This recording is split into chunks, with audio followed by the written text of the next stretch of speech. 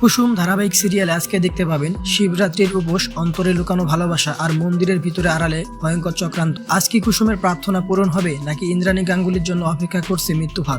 Episode শুরু হয় শিবরাত্রির সকালে।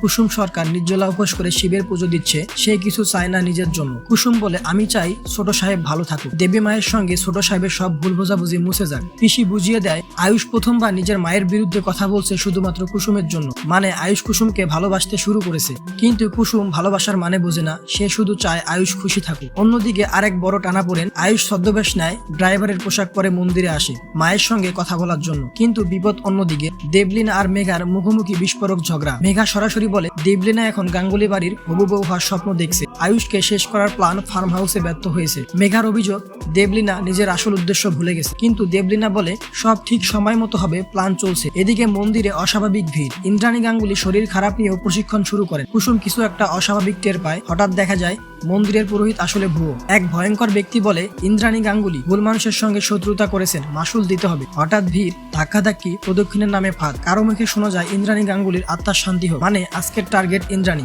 কুসুম বুঝতে পারে এটা দুর্ঘটনা নয়, পরিকল্পিত প্রতিশোধ। ইন্দ্রাণী কি বেঁচে ফিরতে পারবে? আয়ুষের ছদ্মবেশ কি ধরা পড়ে যাবে? দেবলীনার আসল উদ্দেশ্য কি ভালোবাসা না প্রতিশোধ? আর কুসুম, সে কি শেষ মুহূর্তে সব বাঁচাতে পারবে? আপনার কি মনে হয় মন্দিরের এই হামলার পিছনে আসল মাস্টার মাইন্ড কে? কমেন্টে লিখুন। আর এমন টান টান রিভিউ পেতে চ্যানেলটি সাবস্ক্রাইব করুন।